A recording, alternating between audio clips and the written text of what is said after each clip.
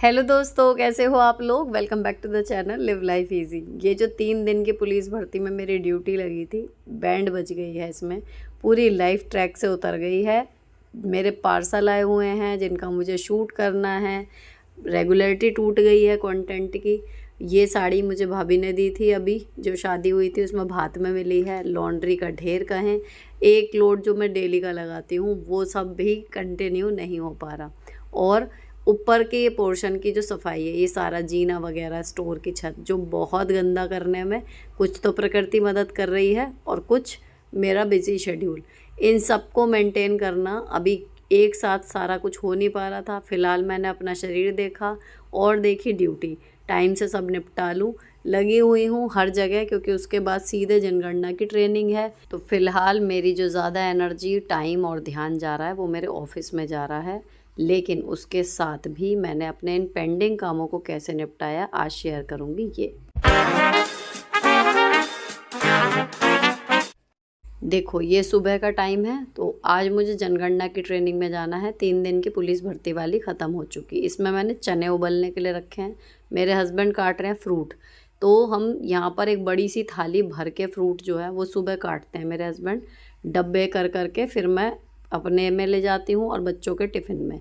अब ये चने बॉईल हो गए, इनको मैंने हरी मिर्च, धनिया वगैरह डाल के इनको फ्राई कर दिया है बच्चों के टिफ़िन के लिए। पराठे सेक दिए हैं। शॉर्ट में क्यों चल रहा है कुकिंग का, 2 रीज़न है। एक तो कोई नई रेसिपी नहीं है जो मैं आपको डिटेल में बताने की सोचूं, और दूसरी चीज़ मुझे करनी है ऊपर से नीचे तक की क्लीनिंग। इरादा ये है कि साथ में मैं शूट भी कर लूं, ताकि कंटेंट अभी जो 1-2 दिन मिस हुए हैं लेकिन अब ना हो। ठीक है। अब यहाँ पर देखो, फ्रूट्स का एक डिब्बा हो गया, टिफ़िन में चने हो गए, पराठे हो गए। टिफ़िन का रिव्यू मैं आपको दूँ, ठीक है, 8 आउट ऑफ 10 मैं इसको दूंगी। जो अभी मैंने रिटायर करे हैं ना, वो 400 रुपये से ऊपर के तो थे लेकिन बहुत ही शानदार थे। अभी इनमें एक आध स्लाइड सा है, लेकिन फिर भी ऐसा नहीं है कि आप पैसे खर्च कर रहे हो जितने उतने की आपको चीज़ नहीं मिलेगी। सबसे बड़ी चीज़, स्पिल प्रूफ है या नहीं है, तो हाँ है, स्पिल प्रूफ बिल्कुल है। आपके बच्चे के जो बैग है वो गंदा नहीं होगा, और रेंज 300 के आसपास है। तो लिंक इनका डिस्क्रिप्शन में मिल जाएगा, वहाँ से देख लेना। सारे प्रोडक्ट के लिंक मैं देती रहती हूँ। और मेरे हस्बैंड फ्राइड चने नहीं खाते, इसलिए उनके बॉइल्ड चने की चाट बना रही हूँ। दूसरा जो स्ट्रेस चल रहा है वो बच्चों की पढ़ाई को लेके चल रहा है, क्योंकि ट्यूशन में प्रॉब्लम आ रही है, स्विच करना है। बच्चों के ट्यूशन का मैंने आपसे ज़िक्र किया था कि मैं काफ़ी टाइम से सोच रही हूँ अब कि स्विच कर दूँ, कुछ प्रॉब्लम आ रही है। तो ऑनलाइन के लिए अगर मैं देखने जाऊँ तो वो पहले भांजू मैथ्स ऑनलाइन क्लास अटेंड करती थी, लेकिन बीच में फिर काफ़ी लंबा ब्रेक आ गया था। काफ़ी टाइम तक मैं यही बोलती रही कि मुझे उसे दोबारा स्ट्रक्चर्ड लर्निंग में डालना है, क्योंकि मुझे लगता था कि उसको ना सही गाइडेंस और सपोर्ट की ज़रूरत है। इसी वजह से मैंने रिसेंटली उसको फिर से भांजू मैथ्स की क्लासेस में एनरोल कराया, और ऑनेस्टली एक अच्छा डिसीज़न रहा। मैथ्स के लिए बिल्कुल परफेक्ट है ये क्लासेस। पहले मैंने नोटिस किया था कि वो काफ़ी प्रैक्टिस के बाद भी मैथ्स प्रॉब्लम सॉल्व तो कर लेती थी, लेकिन जब मैं उससे पूछती थी कि मेथड काम क्यों करता है तो वो अनश्योर हो जाती थी। अब मुझे समझ में आया कि आंसर याद करने और कॉन्सेप्ट को एक्चुअली समझने में बहुत बड़ा डिफरेंस होता है। मैं चाहती थी कि वो ऐसी जगह सीखे जहाँ उसके फंडामेंटल्स स्ट्रॉन्ग बने, और इसीलिए मुझे भांजू का अप्रोच पसंद आया। अब जब वो मैथ्स करती है तो सिर्फ सॉल्व करने पर फोकस नहीं करती, वो समझने की कोशिश करती है। मुझे भांजू की सबसे अच्छी बात यही लगती है कि वो सिर्फ फार्मूलाज या शॉर्टकट्स पर फोकस नहीं करते। सबसे पहले वो एक्सप्लेन करते हैं कि कॉन्सेप्ट काम कैसे करता है, और उसके बाद सिखाते हैं कि उसे सॉल्व कैसे करना है। क्लासेस भी स्मॉल बैचेज़ में होती हैं, मैक्सिमम 6 स्टूडेंट्स के साथ, इसलिए हर चाइल्ड को प्रॉपर अटेंशन मिलता है। ट्रेनर सिर्फ ये नहीं देखते कि आंसर सही है या गलत, वो इस बात पर फोकस करते हैं कि बच्चा कैसे सोच रहा है, और मेरे लिए वही सबसे बड़ा डिफरेंस है। एक और चीज़ जो मैंने लास्ट क्लास में नोटिस की कि आराध्या पहले से ज़्यादा क्वेश्चन पूछती है, वो हेजिटेट नहीं करती, और ये चेंज देखकर मुझे पर्सनली बहुत खुशी होती है। टीचिंग स्टाइल भी बहुत इंगेजिंग है। कॉन्सेप्ट्स को स्टोरीज़, एक्टिविटीज़ और सिंपल लॉजिक के थ्रू समझाया जाता है। इसी वजह से उसे बोर फील नहीं होता और कॉन्सेप्ट उसके लिए काफ़ी ईजी हो जाते हैं। एक और इम्पॉर्टेंट पॉइंट ये है कि भांजू स्पेशली 5 से 15 साल के बच्चों के लिए डिज़ाइन किया गया है, जो स्ट्रॉन्ग फाउंडेशन बिल्ड करने के लिए बहुत क्रूशल एज होती है। मेरा सच में मानना है कि हर चाइल्ड अलग तरीके से सीखता है, और भांजू के ट्रेनर्स हर चाइल्ड की नीड्स के हिसाब से पेस एडजस्ट करते हैं। शायद इसीलिए प्रोग्रेस इतनी विजिबल लगती है। अब मुझे जेन्युइनली लगता है कि जब एक बच्चा वाई समझ लेता है तो मैथ्स एक स्केरी सब्जेक्ट नहीं लगता, अगर आप देखना चाहते हैं कि ये क्लासेस कैसे होती हैं तो भांजू एक 50 मिनट्स का ऑनलाइन डेमो क्लास ऑफ़र करता है। आपका चाइल्ड इसे फ़र्स्ट हैंड एक्सपीरियंस कर सकता है, उसके बाद आप डिसीजन ले सकते हैं। लिंक डिस्क्रिप्शन में है, डेफिनेटली चेक कीजिएगा। अब ये तो हुई जो मेरी प्रॉब्लम्स के सॉल्यूशन मैं एक एक करके ढूंढ रही हूँ उसके बाद। अब आते हैं अपने रूटीन पर वापस। तो खाना बनाने के बाद मैंने आज बिना नहाए नाश्ता कर लिया था क्योंकि मुझे एनर्जी थोड़ी चाहिए ऊपर के लिए। अभी टाइम हो रहा है देखो 7:30।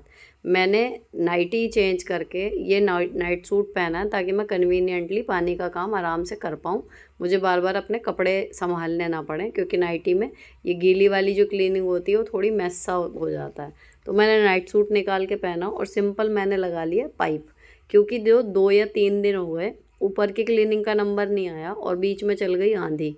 उसकी वजह से अगर ये वाली धूल अब मैं झाड़ू और पोछे के साथ साफ़ करने जाऊंगी ना तो बहुत ज़्यादा टाइम लग जाएगा। और बहुत दिन से मैंने पाइप लगा के पौधों को धोया भी नहीं था। तो आज मैंने 1 घंटे का टारगेट लिया है। कमरा और बाथरूम बिल्कुल साफ़ है, मतलब उसमें इतना मैस नहीं है कि बहुत टाइम लगाना। मेन बाहर वाली बैल्कनी एंड प्लांट वाली छत। अब यहाँ पर मैंने स्नेक प्लांट भी उठा के ना बाहर को यहाँ पे रखवा लिए थे, मेरे हस्बैंड आए थे अभी ऊपर।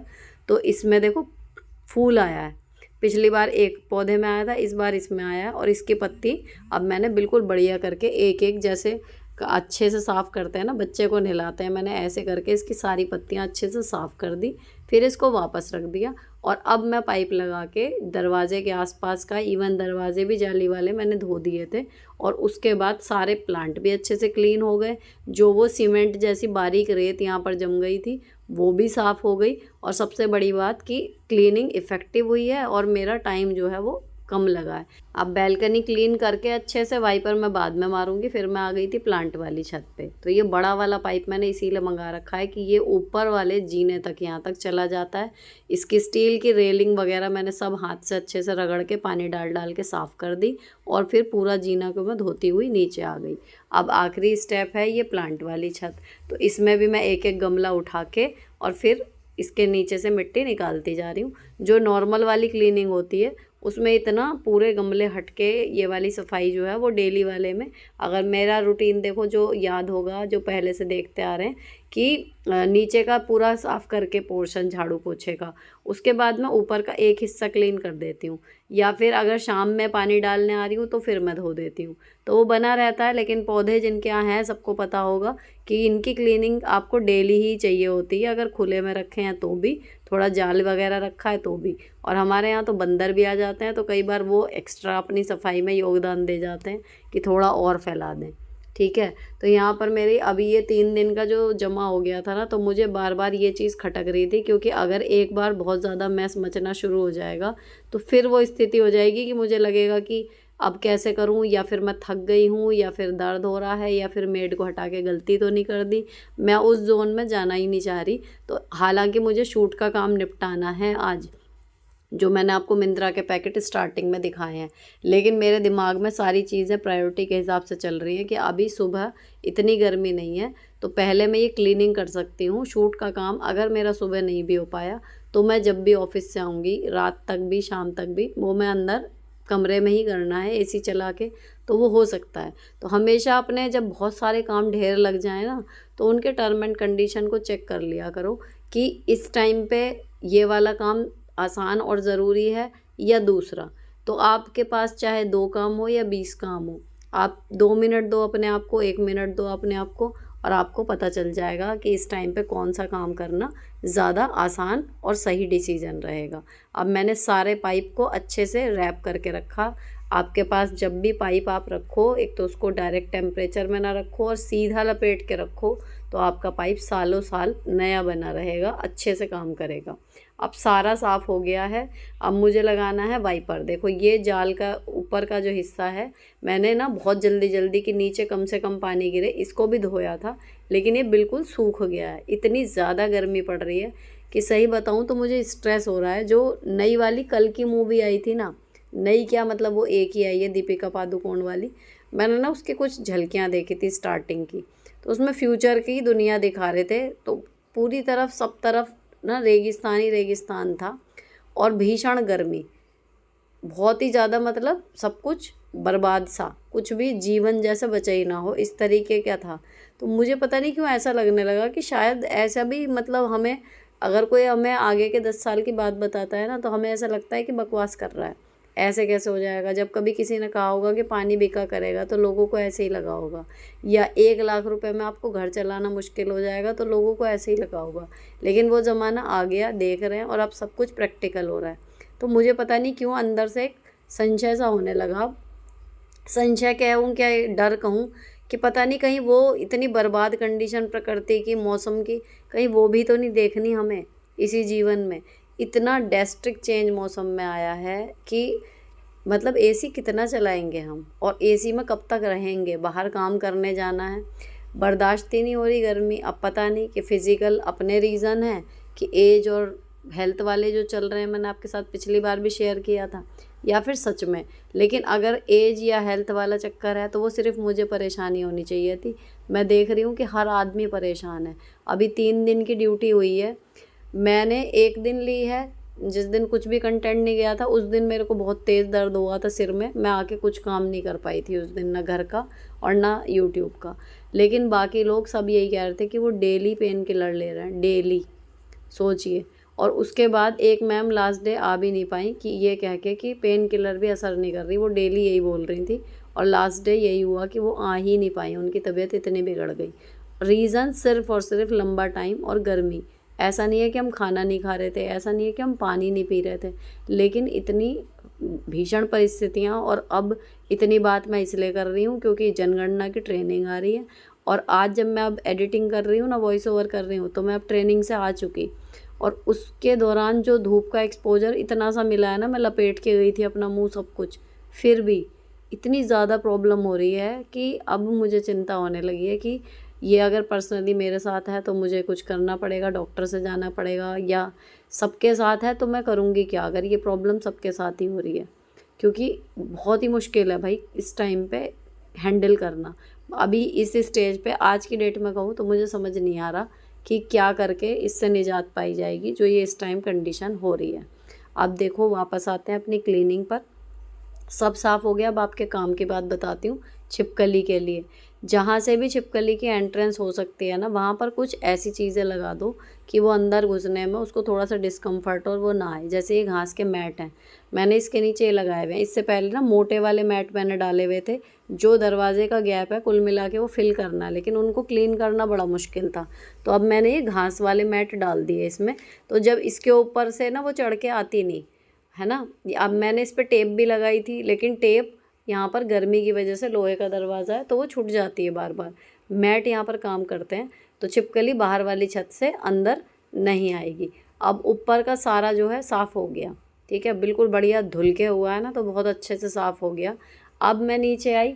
दूसरी चीज़ जो आपके काम की मैं आपको बताऊँ, ये स्माइल जो मैंने आपको देख के करी, एक स्माइल और एक पानी, ये आपको कीप गोइंग रखता है।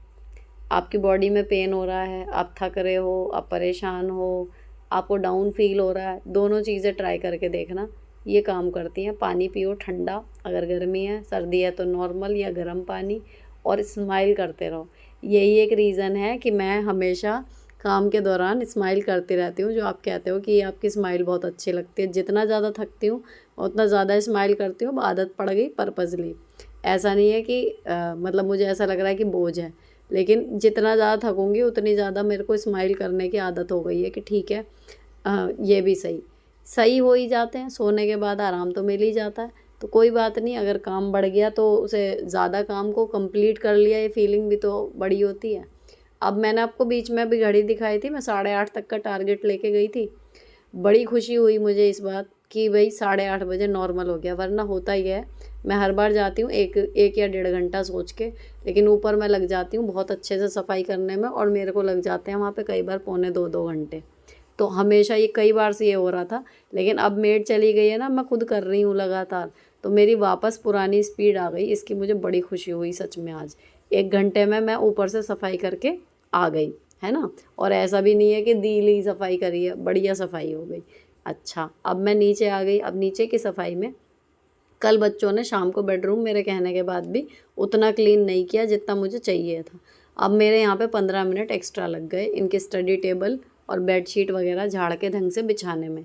ये 15 मिनट अब मुझे क्या भारी पड़ेंगे, जो मेरे पैकेट्स का शूट मुझे तक लग रहा था कि मैं नहाने के बाद तैयार होके कर लूँगी, अब मुझे उम्मीद नहीं है कि मैं वो कर पाऊँगी। बट अगेन, जो मैंने ऊपर की सफाई में सोचा था कि वो काम मैं बाद में कर सकती हूँ, शेड्यूल तो बिगड़ ही गया है थोड़ा और सही, लेकिन ये ज़रूरी है तो पहले इसे कर दिया।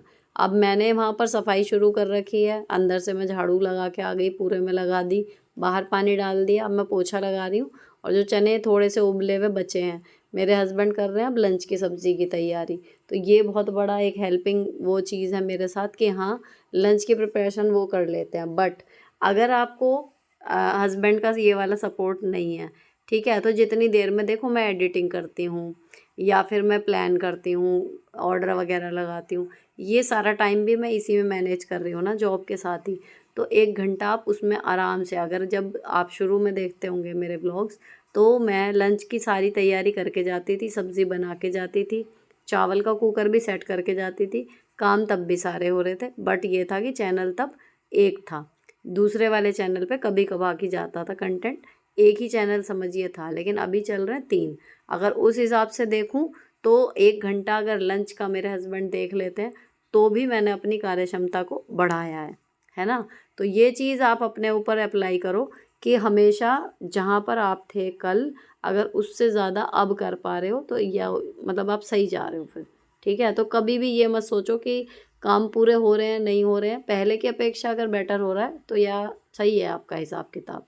अब मैं नहा के आ गई और जो 15 मिनट वाले लोड वाले कपड़े थे ना, वो मैंने इसमें डाल दिए, लेकिन अभी मैं इनको बिल्कुल नहीं चलाऊंगी। मैंने कपड़े छांट दिए हैं, इतना तसल्ली है, हाथ से रगड़ने वाला कोई कपड़ा नहीं है। तो 15 मिनट वाले तो गए मशीन में, और जो बाकी के बचे हैं, जो पूरा डेली वॉश का लोड लगेगा, इनको भी मैंने अच्छे से चेक कर लिया, बस डालना है इनको। तो अभी मैंने उठा के इन्हें बाथरूम में रख दिया है, लॉन्ड्री बास्केट के ऊपर। तो जब मैं आऊँगी वहाँ से सिमेट के अपना ट्रेनिंग का काम, शाम को जिस टाइम भी फ्री होंगी मैं आते ही इसका लोड लगा दूंगी। मुझे इसमें बिल्कुल भी टाइम अब छांटने में नहीं लगना। इन्हें रखने का रीज़न यही था, और 15 मिनट वाला भी जो मैंने चालू नहीं किया वो इसीलिए नहीं किया क्योंकि जो नाइट सूट पहन के मैंने अभी सफाई करी है ना, वो अभी अभी पहना था और अभी धुल रहा है, तो वो मुझे 15 मिनट वाले लोड में डालना था। नहीं तो ये पहले लग जाते और धीरे धीरे फिर मैं सुखा के एक लोड तो जा सकती थी, पर क्योंकि फिर वो नाइट सूट रह जाता अलग से, इसलिए मैंने सोचा कि अभी इसको छोड़ देते हैं। और अब मैंने 15 मिनट वाले में वो नाइट सूट भी चला गया, तो मेरी लॉन्ड्री बास्केट बिल्कुल खाली हो जाएगी अब जब मैं आके दोबारा लोड एक लगाऊंगी, ठीक है।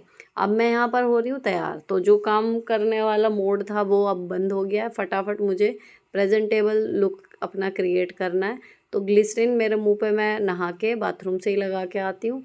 सनस्क्रीन यहाँ पर रखी रहती है, तो फिर मैंने सनस्क्रीन लगाई है, उसके बाद लगा लिया है कॉम्पैक्ट। हालांकि काम अब कुछ नहीं कर रहा है, गर्मी इतनी है कि पसीना निकल ही रहा है, बह ही रहा है, लेकिन फिर भी कॉम्पैक्ट लगाने से इतना हो जाता है कि आपका अगर बहुत ज़्यादा ऑयली स्किन नहीं भी है या है भी, तो भी वो आपको कुछ घंटे फ्रेश रखने में मदद करेगा।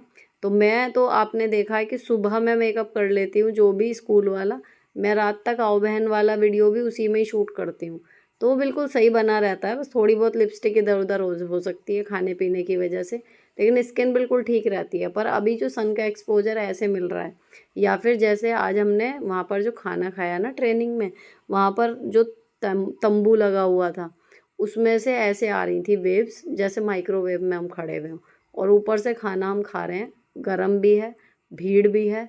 इतनी बुरी हालत हो गई थी कि मैं बयान नहीं कर सकती। अब वहाँ से आने के बाद जब मेरे चेहरे पे जो है ना वो पसीना जो बहा है, वो प्रॉपर ऐसा लग रहा था जैसे जल गई है स्किन, चीस मार रही थी, पेन हो रहा था, है ना। तो अभी मैं एक्सप्लोर ही कर रही हूँ कि इसमें मैं क्या कर सकती हूँ ताकि ये सब परेशानी मेरी थोड़ी सी कम हो। खैर, अभी जब मैं तैयार हो रही थी तो मुझे नहीं पता था मुझे ये सब फेस करना पड़ेगा। मैं अपना नॉर्मल जो रेडी होती हूँ वो हुई थी। बहुत सारे टीचर्स वहाँ पर मिलेंगे, पहले तो मेरे दिमाग में आया कि मैं साड़ी पहन लूँ, वो लेवेंडर वाली ही मेरे दिमाग में आ रही थी कि मैं पहन लूँ, लेकिन गर्मी को देखते हुए फिर मैंने ये कुर्ता सेट पहना। ये लास्ट ईयर लिया था मीशो से, और 550 का लगभग था या 500 के अंदर था, मुझे ध्यान नहीं। कितनी बार ये धुल चुका, इतना सुंदर है। और आज भी जब मैंने पहना ना तो वहाँ पर कई लोगों ने कॉम्प्लीमेंट दिया। अगर स्टॉक में होगा तो मैं इसका लिंक दे दूँगी।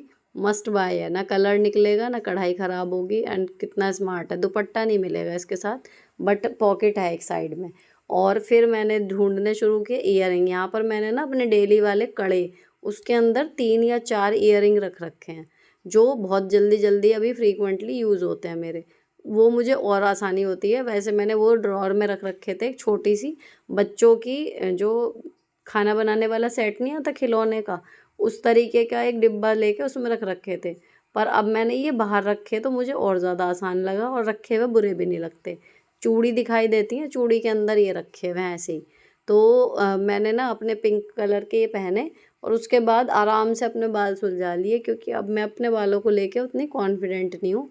जब से मैंने देखा है ना कि ये इतने टूट गए ब्रेकेज में, जो मैंने आओ बहन में आपके साथ शेयर करे, तब से मैं बड़ा इन्हें संभाल के धीरे धीरे करती हूँ ताकि जितने हैं वो ब्रेकेज इसके ख़त्म, जब तक मैं कुछ ट्रीट ना कर लूँ इन्हें, इनको थोड़ा संभाल के चलूँ।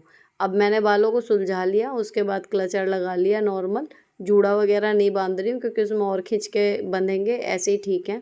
और अभी तक जो इतने लंबे ये चल रहे थे ना, वो भी इसी वजह से चल रहे थे। मैं बहुत ज़्यादा खींच के कभी अपने बाल बांधती ही नहीं। लेकिन अभी पीछे या तो वो प्रोडक्ट्स हीटिंग वाले जो मैं यूज़ कर रही थी उनमें से कोई मतलब दिया है नुकसान, या फिर अंदर से मेरे बॉडी में कोई हार्मोनल चेंज हो रहे हैं उस वजह से कमी आई है, या जो कुछ भी हुआ है। तो काफ़ी जो डेंसिटी थी वो बालों की ख़राब हो गई है, तो मुझे इनको थोड़ा-सा ध्यान देना पड़ेगा अगर मुझे इन्हें रखने हैं। तो वो मैं कर रही हूँ और जैसे-जैसे सुधार आएगा मैं आपको बताती भी जाऊँगी।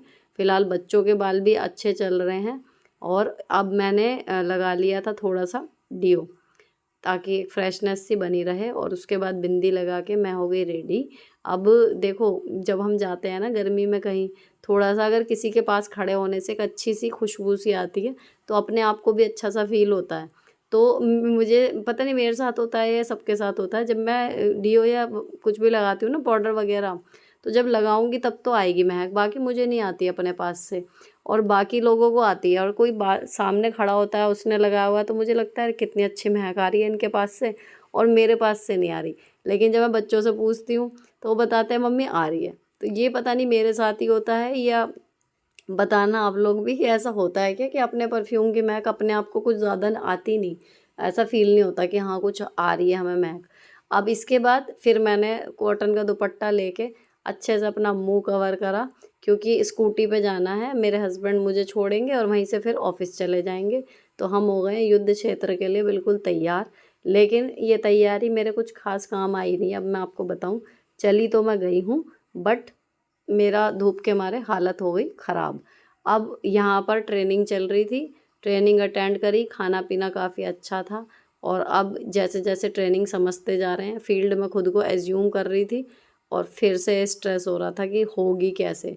काम से ज़्यादा दिक्कत टेम्परेचर की है, बस क्या होगा भगवान जाने। पर जहाँ इतना कुछ हो गया है ये भी होगा, बस ये सोच के स्ट्रेस आता है और मैं समर्पित कर देती हूँ उन्हें नारायण को कि जहाँ इतना कुछ करवाया है ये भी करवाएंगे, देखते हैं क्या होता है। आने के बाद फिर मैं नहाई सबसे पहले सिर से क्योंकि हालत ख़राब हो रही थी गर्मी में। और फिर मैंने जो आपको लोड दिखाया था ना 15 मिनट वाला, सुखा रही हूँ और दूसरा मैंने लगा दिया। इसके बाद यहाँ पर आगे के काम कंटिन्यू रहेंगे। फ़िलहाल व्लॉग यहीं पर ख़त्म कर रही हूँ। अच्छा लगा हो तो चैनल को सब्सक्राइब कर जाना। मिलती हूँ आपसे नेक्स्ट वीडियो में। Till then bye bye, stay beautiful always. और जनगणना में अगर कोई टिप्स या ट्रिक्स मेरे काम आई, लगा कि कुछ आसान लग रहा है, तो मैं शेयर करती रहूँगी क्योंकि बहुत सारे लोग हैं जो इस ड्यूटी से जुड़े हैं।